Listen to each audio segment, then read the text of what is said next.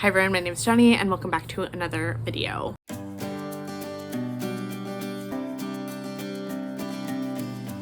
So today's video is going to be a part 2 of sorts to my summer TBR, which I will put a link to up in the cards above. Should be the most recent video that I've posted. In that, I realized as I was creating my summer TBR that there was a selection of books that I was opting to not bring with me. And now I'm wondering, do I want to read these books? So I'm going to enlist your help by showing you all the physical books. There are some ebooks that I did not include in that summer TBR that I count as part of my TBR because they live on my Kindle, but my Kindle is a weird cloud being, so like it doesn't really count because they're not taking up space in my living area.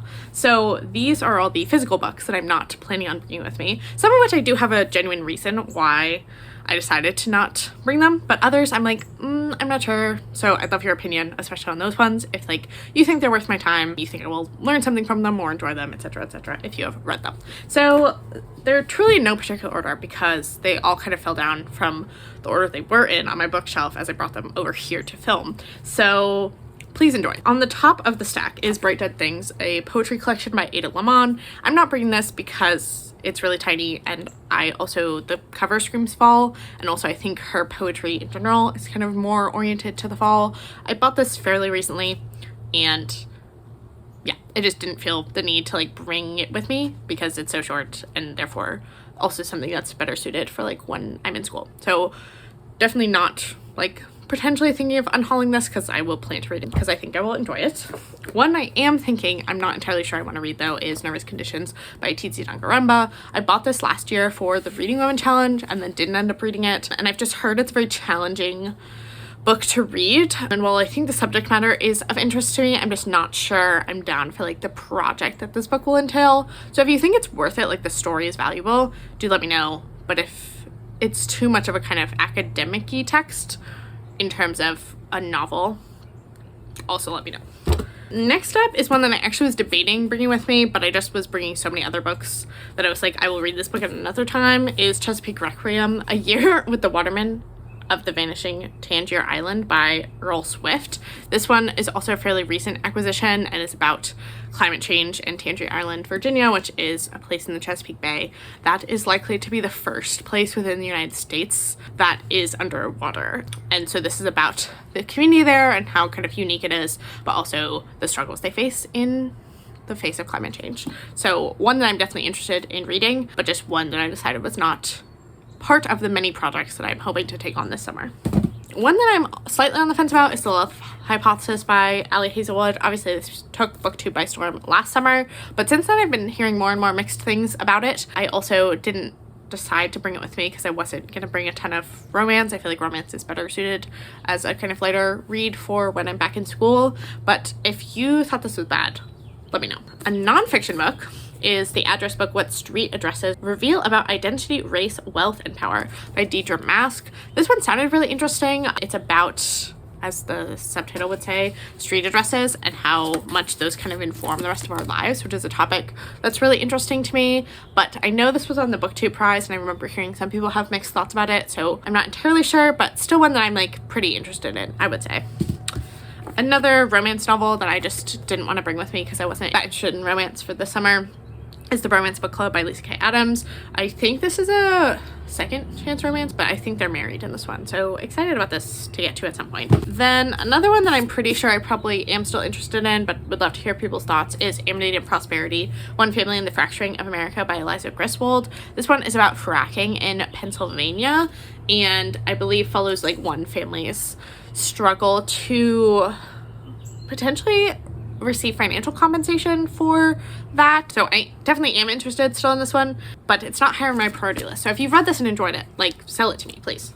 Another one I'm iffy about is Caste, The Origins of Our Discontent by Isabel Wilkerson. Obviously, again, this one made a lot of kind of headway on BookTube, but I just feel like this book won't teach me anything I don't already know. So if you think it will, let me know. It's about race in America. I believe Isabel Wilkerson is arguing that America has almost a caste system in terms of its like racial structure, but yeah, I just don't know. I don't know if this book will teach me something new and interesting. Another one that I kind of just need like resold to me because I do think I will like it is A Rogue of One's Own by Evie Dunmore. This is the second in this series, which is the League of Extraordinary Women. I read the first one just like so long ago now. It's like almost 3 years ago, I think. And so I just don't really remember that much about this series and like why I liked it. I think I got this like a year and a half ago, whenever it was a Book of the Month book, which was quite a while ago. So I also just don't really remember the plot of this specific one. So again, one that you can sell to me, please. This is a random classic that I was like, someday I will read this, which is Jane Eyre by Charlotte Bronte. I've not really read any classics. I mean, I've read some, but not a ton because I didn't take any English classes in college because, I don't know, classics don't really appeal to me in terms of what I like to read. But I, at some point, got it into my brain that I would like Jane Eyre and then it's a book I should read. But because it's a classic, I feel no call to read it anytime soon. But if you think it's like one that I should read sooner rather than later, again, let me know. Then this one is interesting because it's kind of like, it makes sense why I didn't end up reading it, which is The Lightest Object in the Universe by Kimi Eisele. So this one I bought the summer of 2019, and it's a pandemic novel that had been likened to Station 11, and I love Station 11. It's one of my favorite books. I read it now like 6 years ago. And then obviously the pandemic happened, and I didn't want to read this book because it's about a pandemic. But it's about a love story within a pandemic. So I think it'll be good. But I also didn't hear anyone talk about it, so I don't know. I'm not sure. It's also signed. It's also like bright orange. So like I do think I want to read it, but I also, I don't know, just so much has changed about my reading and about the world since I bought this book. I don't know if it's still a book that's gonna appeal to me. This one I think my grandma gave to me, maybe, which is Second Nature, A Gardener's Education by Michael Pollan. So I went through a huge Michael Pollan phase. I've read, I think, all of his books, up to Cooked, which is, I think, the last one that I read before he kind of changed and is now more writing about like psychedelics and stuff, which is what his latest 2 books have been on, which I have not read because I'm not really interested in that. But I was very interested in food systems in like 2016, 2017. And so I did a deep dive into all of his work. I think he's a fantastic writer, like one of the best science, like nonfiction writers that I've ever read. His work is so readable. And this is one of his earlier books about his experience gardening for a year. And it just sounds really fun, but like I fell out of my Michael Pollan phase and just like received this at the tail end of that, and therefore I've never read it. So I also don't think many people have read it, and it's, I think, like a year-long thing, and I just struggle with year-long books sometimes because I'm like, yeah, it has like spring, summer, fall, winter, because sometimes I'm like, oh, this is a spring book, but it runs the whole year. So do I read it the whole year? I don't know, but I also don't think I'll get rid of this book. But it's one that I'm like, will I actually ever read this book? I don't know.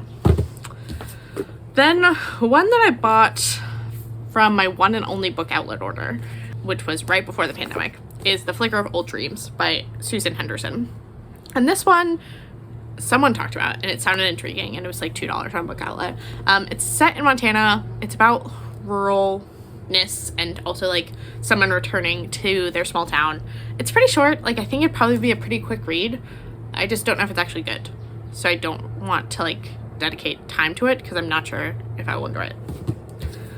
Another romance novel, The Duke by Default by Alyssa Cole. I really like Alyssa Cole's writing for the most part. I'm not entirely sure why I bought this though, because I do prefer reading romance novels on my Kindle. Like, I just don't really like mass market paperback romances that much. But I like will read this because I bought it and I do like Alyssa Cole. Then this one I think is another one that people need to sell to me because I've just like kind of lost interest, but I do think I will like it, is The Prophets by Robert Jones Jr. This one is historical fiction about 2 queer enslaved people during like the years leading up to the Civil War, I think. So it sounds also very like challenging and difficult to read, which is a common theme through some of these books, is that I put books off because I know that they will be challenging and difficult, but I do think that this one will be good.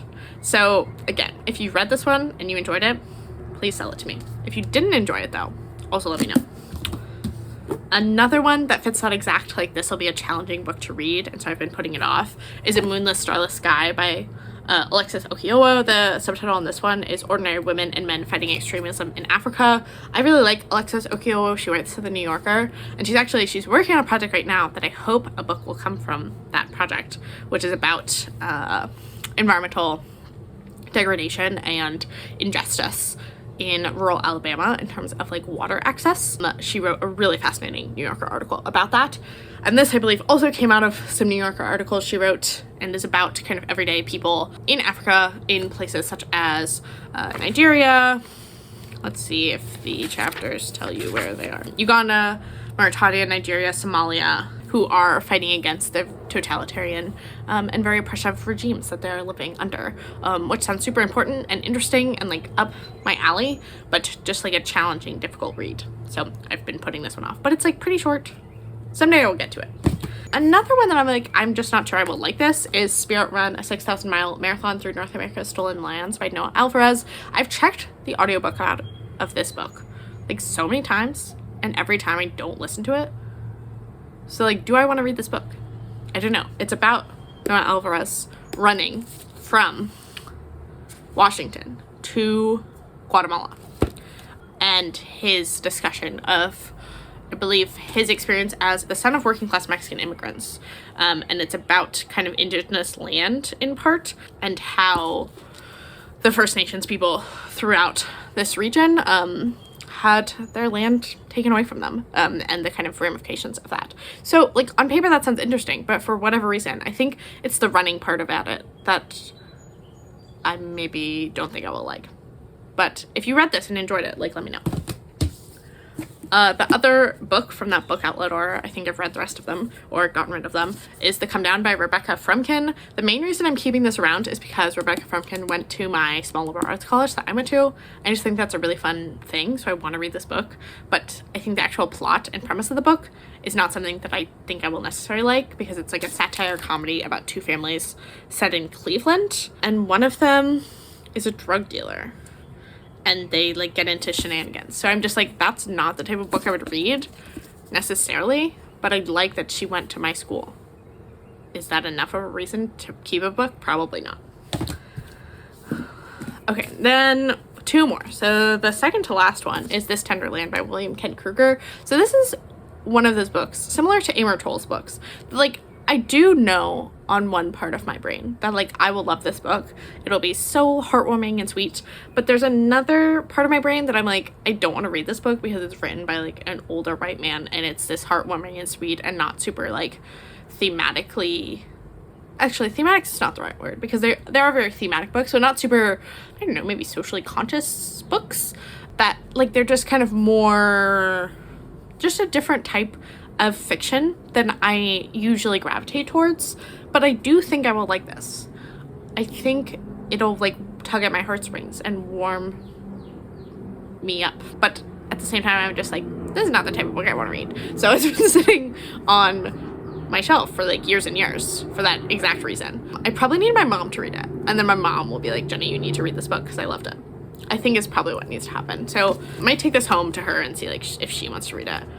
Because I think she'll love it, and then she might be like, Jenni, you need to read this book, it was so good. So I might use my mom as a guinea pig for this one, actually. And then the last one is one that I'm not even really counting, and it's not getting trashed because it's a book written by a close family friend, and it's inscribed to me, but I just don't think I actually will ever read it, which is The Ballad of Bob Dylan, A Portrait, which is by Daniel Mark Epstein. As I said, it's inscribed and like personalized to me.